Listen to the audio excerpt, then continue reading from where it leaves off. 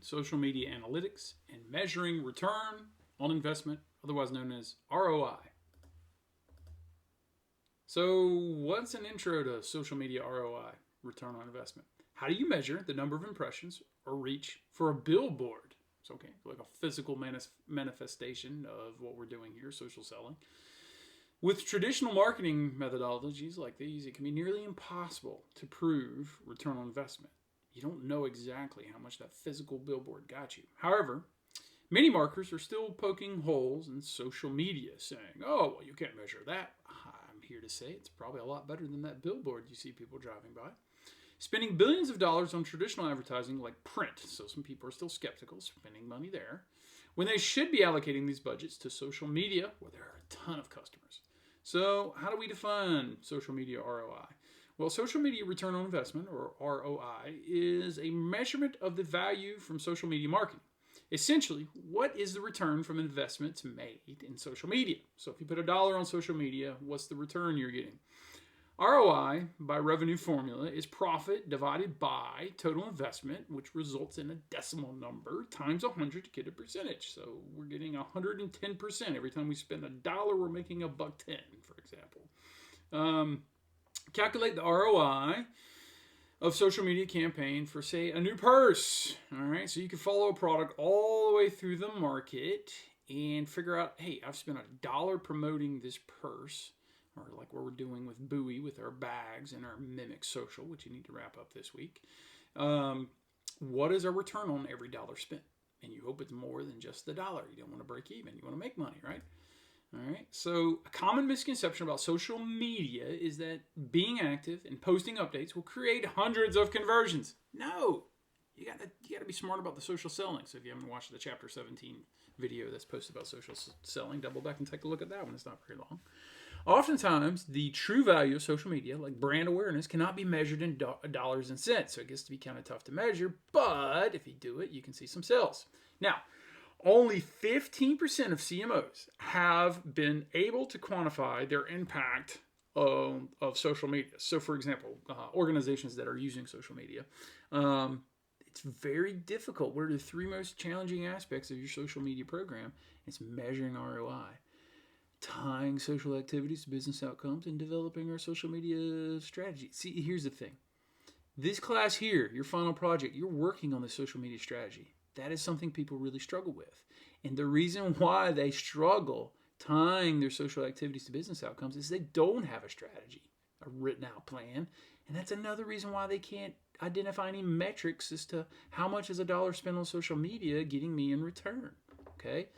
ROI can be very tough, especially if you don't have a plan. So why is it important to measure ROI? Justifying the time and money spent on social media marketing. You need to know for every dollar spent what it gets you in return.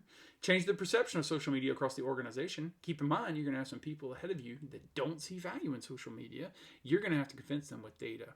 You can secure additional budget when you establish your ROI. And you can expand future social media marketing initiatives and understand what's working and what's not. So, we've spent this course going through a lot of analytics, looking at a lot of reach, new follows, conversions, that type of thing on each major social media platform. So we got to figure out how to measure social media ROI. So we need to link it to our strategic intent. And so again, you got to go back here. You got to have an intent. You got to have a plan. That's why I'm making you do this in here. And you're like, wait, what do I do? What do I do? Oh my goodness, I don't know what to write. Tell me exactly what to write. You're not going to have me when you're out there trying to do social media marketing. You're going to have to think critically for yourself. Thus, I need you to come up with a strategic plan that has specific goals that, for example, increase brand awareness. Then you need to have objectives. Okay, well, on Facebook, I want to have that community grow by 100%. So it's, 100 people now. I want it to be 200 people by the end of this campaign. I want to increase engagement by 50% per post. I want to see who's clicking on my post. I want to, make my post more shareable. I want to generate 50% more in traffic on our website off of, say, Facebook. These are goals. This is a goal, but it's no good unless you have these specific objectives. And then, how do you measure ROI? Is nail it down to a specific metric. So, for example, if I'm going to grow Facebook community, it's easy for me to say, by 100%, I need to look at the number of new fans, how many people are liking my page. Increase engagement by 50%, number of likes, comments, and shares. That's engagement with your posts. Increase virility and shareability of content. Number of hashtags, brand mentions. Where are you getting retweeted? Where are you getting shares on Facebook?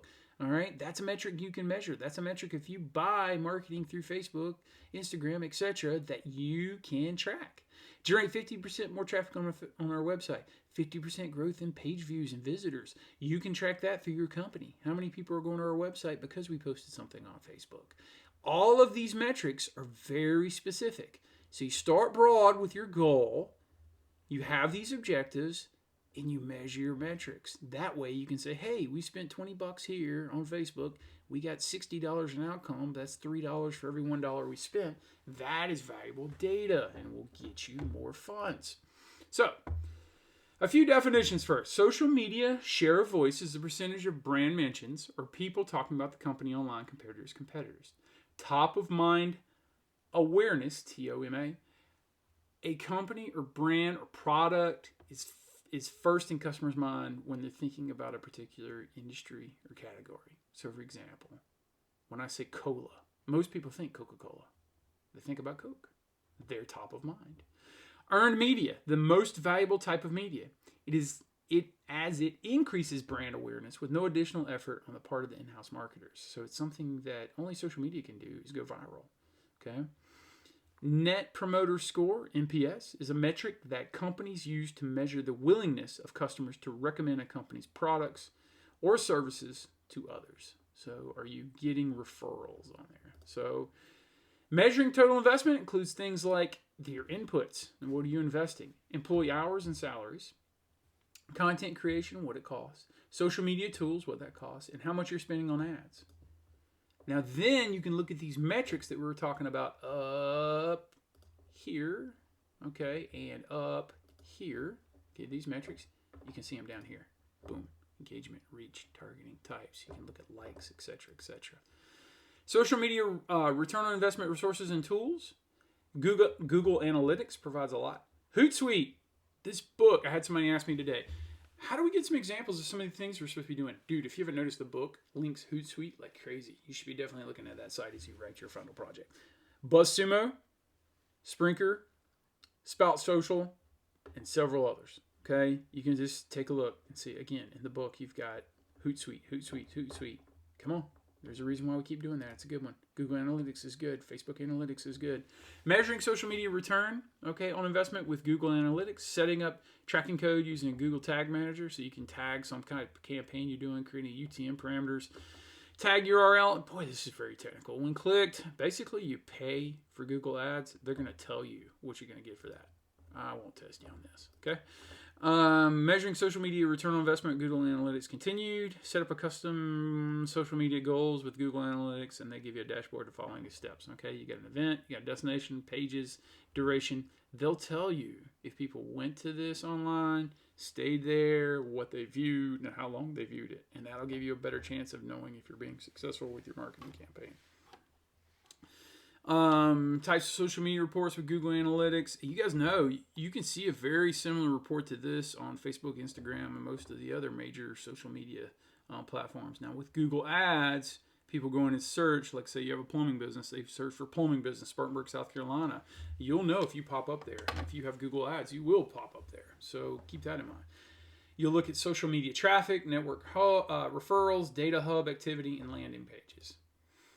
Types of social media reports from Google Analytics, UTM campaign results, your conversions, your plugins, your user flow. What are people, when are they coming? How long are they coming? You can look at days, weeks, months. What's the trends? What's the breakdown of time they're spending? You see Facebook, Twitter, Google. Okay, you can see who's clicking, how long they're staying there, and what they're doing. That's valuable information because you can kind of, set an advertising trap for them. Let's say they get on Facebook every night at 6:30 p.m. after dinner and they are looking for new running sneakers. All right? Google can help you figure out what they're looking for and when to go get them. So if you're looking at getting a return on investment, you need to be able to use these analytics. All right? Here's for your resume builder. With and without Mimic Social. Okay, so let's pretend like we did this course without Mimic Social. You'd know how to develop content strategies on various social platforms. You'd grow an audience of followers on multiple social media outlets, at least have the building blocks for that, and build an employee advocacy program. What do we do if Karen gets on there and starts talking about politics? Whoops. That's great if we'd have not done Mimic. But with Mimic, you know those things, but you also know how to run paid ads on various social media platforms. You manage a large advertising budget and allocate funds for content creation and spend money, real money, pretend money in Mimic. You identify a target market and boost revenue through the segmented ads. Why did I throw this slide in here last at the end of this condensed lecture here? Number one, being able to build a social media plan is not easy. It's guesswork to start, but then it's a growing document that keeps on getting better. I'm putting this in there because I want to challenge you to put this on your resume. You've now had a class, hopefully successful. Let's see the projects and see what your final grade is, where you can put some things on some resumes. You've done everything up top without the Mimic Social, but with Mimic Social, you've done a simulation of the things below. That's attractive to this job market. Now, I don't want you to lie and say you've done it in real life, but you have done a simulation and you have had the course. This is the type of course when you graduate with a business degree that you need to point out as a bullet point on your resume that you have training in building social media content strategies. That is something that the market is keen on finding. It is something that a lot of people in the market do not have the skills for, but you do. I've seen you in class when I have my in-person classes, this online class, but I've seen you in class. A lot of people on social media in the middle of my class. All right? Take that weakness and make it a strength. All right? Take what you've learned on social media, build upon it, and help your career. Now, get back to studying, get back to finishing up lectures. This is Chapter 18, Social Media Analytics, and we're getting return on investment. Study hard, gang. Good luck.